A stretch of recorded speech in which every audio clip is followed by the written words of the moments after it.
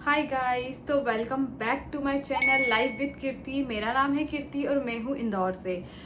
आज मैं आपके लिए एक बहुत ही इंफॉर्मेटिव वीडियो लेकर आई हूँ और आज का हमारा वीडियो का टॉपिक है how to improve our CIBIL score. CIBIL and credit score आप कुछ भी बोल सकते हैं, ठीक है। एंड आज के टाइम में हम सभी को लोन की रिक्वायरमेंट होती है, आप सभी जानते ही हैं, और उसके लिए हमें चाहिए होता है हमारा सिविल स्कोर। और काफ़ी सारे लोगों को ये नहीं पता होता है कि हमारा सिविल स्कोर डाउन कैसे हो गया है एंड हम हमारा सिविल कैसे जनरेट करें, एंड अगर हमारा सिविल ख़राब हो गया है किसी रीज़न की वजह से तो हम हमारा सिविल कैसे इम्प्रूव करें। टाइम वेस्ट नहीं करूँगी मैं आपका और मैं वीडियो स्टार्ट करती हूँ। इस वीडियो में मैं सारी चीज़ें कवर अप करने की कोशिश करूँगी और मैं आप लोगों के सारे डाउट भी क्लियर करने की कोशिश करूँगी। आप वीडियो में एंड तक ज़रूर बने रहें, ठीक है। सबसे पहले बात की जाए कि हम हमारा सिबिल कैसे जनरेट करें, ठीक है। बहुत ही बेसिक सी चीज़ है। आप अभी तक आपका सिबिल -1 है, आपने आपके नाम पे अगर कुछ भी लोन नहीं लिया है, कुछ फाइनेंस नहीं किया है, तो आपका सिबिल -1 ही होगा, ठीक है। लेकिन अगर आपको लोन लेना है और आप चाहते हैं कि अब आप 18+ हो गए हैं और आप आपका सिबिल बनाना चाहते हैं, ठीक है, तो कुछ भी आपको नहीं करना है। आप सिंपली किसी भी स्टोर पर जाइए और मोबाइल, गाड़ी, 10,000 रुपीज़ तक का कोई भी प्रोडक्ट आप आपके नाम पे फाइनेंस करा सकते हैं। काफ़ी सारी बैंक्स ऐसी है जो माइनस सिबिल पर भी आपको लोन प्रोवाइड कर देती है, आपके डॉक्यूमेंट्स पर फाइनेंस कर देती है, जैसे HDB, IDFC। यहाँ आपको माइनस सिविल स्कोर पर भी फाइनेंस हो जाएगा आपके डॉक्यूमेंट्स पर, ठीक है। तो आपको ज़्यादा कुछ नहीं करना है, सिंपली आपका आधार कार्ड, पैन कार्ड लेके जाना है, आपके डॉक्यूमेंट पे फाइनेंस कराना है। और फाइनेंस कराते टाइम आपको ये चीज़ याद रखनी है कि आपका जो EMI प्रोसेस है वो ऑटो डेबिट होना चाहिए, मतलब ऑटो पे प्रोसेस आपको ज़रूर से ज़रूर कराना है। अगर आप ऑटो डेबिट प्रोसेस नहीं कराते हैं तो आपका सिबिल नहीं बनेगा, ठीक है। आपके अकाउंट से EMI डिडक्ट होना बहुत ज़रूरी है अगर आप सिबिल चाहते हैं, तो अगर आप आपका सिबिल जनरेट करना चाहते हैं। तो काफ़ी सारे लोग नॉलेज नहीं होता है उन्हें, तो वो ये करते हैं कि उनके नाम पे वो फाइनेंस तो करा लेते हैं, लोन ले लेते हैं, गाड़ी फाइनेंस करा लेते हैं, टीवी फ्रिज फाइनेंस करा लेते हैं, उसकी EMI वो कैश देते हैं। अगर आप कोई EMI कैश में पे कर रहे हो दैट मीन आपका सिबिल नहीं बनेगा।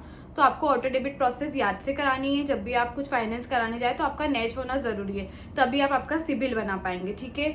और फाइनेंस कराने के बाद जो भी आपकी EMI बन रही है, 6 महीने, 9 महीने या 12 महीने के लिए आपने फाइनेंस कराया, ठीक है, तो आपको उसकी EMI ऑन टाइम पे करना ज़रूरी है। एटलीस्ट आपको 3 EMI आपकी ऑन टाइम पे करना है, तो आपका सिबिल स्कोर ज़रूर से ज़रूर बनेगा, ठीक है। तो ये पहला पॉइंट मैंने आपको क्लियर किया कि आप आपका सिबिल कैसे जनरेट कर सकते हैं। आई होप आपको समझ आया होगा। एंड सेकेंड पॉइंट ये है कि हमारा जो आपका सिबिल है वो डाउन कैसे होता है, ठीक है। काफ़ी सारे लोग ऐसे होते हैं जो बोलते हैं कि मैम हम तो हमारी EMI भी ऑन टाइम पे कर रहे हैं, सारी चीज़ें वेल एंड गुड है, फिर भी हमारा जो सिबिल स्कोर है वो डाउन कैसे हुआ। तो सिंपल सी बात है, अगर हमें पैसों की नीड है, मुझे पैसों की नीड है, तो मैंने ट्राई किया HDFC में, HDFC से मेरा लोन नहीं हुआ, ठीक है। उसके बाद मुझे बहुत ही ज़्यादा ज़रूरत है, मैंने IDFC में भी अपनी फाइल लगवा दी, क्रेडिट बी में भी, मनी व्यू में भी और ICICI बैंक में भी। मैंने एक साथ 5-7 जगह हमारी फाइल लॉगिन करा दी। तो उससे क्या होगा, मेरा जो सिबिल है उसमें इंक्वायरी शो होगी, ठीक है। और आप जितनी जगह आपकी फाइल लॉगिन कराओगे उतना आपका सिबिल स्कोर डाउन होता जाएगा, ठीक है। तो हमें एक मंथ में अगर हमें रिक्वायरमेंट भी है तो हमें ऐसा नहीं करना है कि परेशान होकर हम काफ़ी सारी जगह एक साथ हमारी फाइल लगा दें, उससे हमारे सिबिल स्कोर पर इम्पैक्ट पड़ता है और हमारा जो क्रेडिट हिस्ट्री है उसमें इंक्वायरी शो होती है और वो इंक्वायरी लाइफ में कभी भी नहीं हटती है, ये बात याद रखिएगा। इसलिए अगर आपको बहुत रिक्वायरमेंट है तो भी आप एक मंथ में 2 ही बैंक में, ज़्यादा से ज़्यादा 3 बैंक में लॉगिन कराइए। और अगर आपको और भी ज़्यादा नीड है तो आप कहीं और से पेमेंट अरेंज कर सकते हो, लेकिन अगर आप उससे ज़्यादा लॉगिन करा रहे हो और वो फाइल आपकी रिजेक्ट हो रही है फिर भी इसमें अप्रूव नहीं हो रही है, तो उससे आपका ही सिविल स्कोर डाउन होगा और प्लस आपके सिविल में इंक्वायरी भी चढ़ जाएगी और वो इंक्वायरी कभी भी नहीं हटेगी। तो एक मंथ में 3 बार से ज़्यादा लॉगिन आपको नहीं करानी है किसी भी पर्पज़ से, ना ही आपको क्रेडिट कार्ड के पर्पज़ से करानी है, ना ही आपको पर्सनल लोन, बिजनेस लोन या होम लोन के पर्पज़ से करानी है। एक बार लॉगिन होने के बाद अगर रिजेक्ट होगी तो आपको आफ्टर 30 डेज ही लॉगिन कराना चाहिए, क्योंकि इतना ज़्यादा आप लॉगिन करवा लोगे तो जो बैंक आपको लोन देती होगी ना वो भी आपको लोन नहीं देगी। क्यों? क्योंकि अगर आप PL की रिक्वायरमेंट कर रहे हो, पर्सनल लोन की अगर आप रिक्वायरमेंट कर रहे हैं और आपने इतनी जगह फाइल लॉगिन करा दी तो बैंक आपको लोन देगी नहीं। क्यों? क्योंकि वो इंक्वायरीज की वजह से फाइल आपकी ऑटोमेटिकली रिजेक्ट हो जाएगी। तो वहाँ से आपका लोन नहीं होगा, और ये रीज़न होता है क्रेडिट स्कोर डाउन होने का। तो ये पॉइंट भी आप ध्यान रखिएगा। सेकेंड पॉइंट मैंने आपको क्लियर किया है। एंड हमारा थर्ड पॉइंट है जिसकी सभी को मतलब रिक्वायरमेंट रहती है कि हम हमारा सिबिल कैसे सही करें। काफ़ी सारे लोग परेशान होते हैं बिकॉज सिबिल ऐसी चीज़ है जो हमारे अच्छे टाइम में भी हमारा साथ दे सकता है, बुरे टाइम में भी, बिकॉज हमें पैसों की रिक्वायरमेंट कभी भी हो सकती है, ठीक है। एंड आज के टाइम में कोई भी रिश्ता ऐसा तो है नहीं कि जो हमें सपोर्ट करेगा, लेकिन बैंक से हम हमेशा सपोर्ट ले सकते हैं, राइट। तो उसके लिए हमारा सिबिल हमें अच्छा रखना बहुत ज़रूरी है। एंड सिबिल अच्छा रखने के लिए हमें क्या करना है, हमारा सिबिल अगर एक बार ख़राब हो गया तो हम उसे कैसे इम्प्रूव कर सकते हैं, तो वो मैं आपको बताती हूँ। अगर आपका सिबिल ख़राब हो चुका है, सबसे पहले आपको ये पता होना चाहिए कि आपका ख़राब क्यों हुआ है सिबिल, किस वजह से आपका क्रेडिट स्कोर ख़राब हो चुका है। या तो आपने कोई लोन लिया है, ठीक है, लोन लेने के बाद आपने उसकी ईएमआई पे नहीं की और आपके सिबिल में ओवर ड्यू है, ठीक है। एंड सेकेंड पॉइंट ये है, आपने लोन तो लिया है, आप उसकी ईएमआई भी दे रहे हैं, लेकिन प्रॉब्लम क्या हो रही है, आपकी ईएमआई डेट 10 तारीख को और आपकी सैलरी आ रही है 15 तारीख को, तो आप 5 दिन बाद वो ईएमआई पे करें तो आपके सिविल में क्या हो रहा है ना, डीपीडीज बढ़ती जा रही है, ठीक है। और अगर डीपीडीज बढ़ी, ठीक है, तो उससे आपका सिविल खराब होता है, और अगर आपने बाउंस किया तो उससे भी आपके सिविल पे काफ़ी इम्पेक्ट पड़ता है। तो सबसे पहले अगर आप आपका सिविल इम्प्रूव करना चाहते हैं तो आपका जो ओवरड्यू अमाउंट है आपको एटलीस्ट वो पे करना होगा। आप कहीं से भी अरेंज कीजिए, कहीं से इंटरेस्ट से पैसे ले लीजिए, किसी फ्रेंड से हेल्प ले लीजिए, फैमिली से हेल्प ले लीजिए, और वो पेमेंट अरेंज करके आप आपके सिबिल में जो ओवरड्यू है उसको पे करने की कोशिश कीजिए।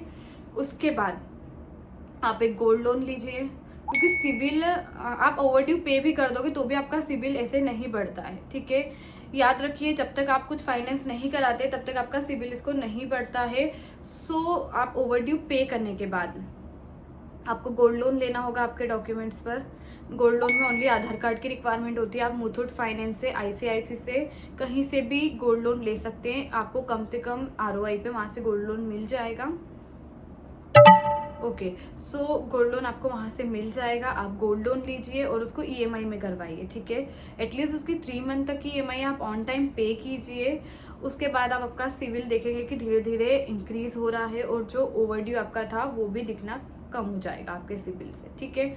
अब आप बोलोगे कि मैम गोल्ड तो है नहीं और हमारे पास पैसा होता तो हम सिबिल क्यों ख़राब करते।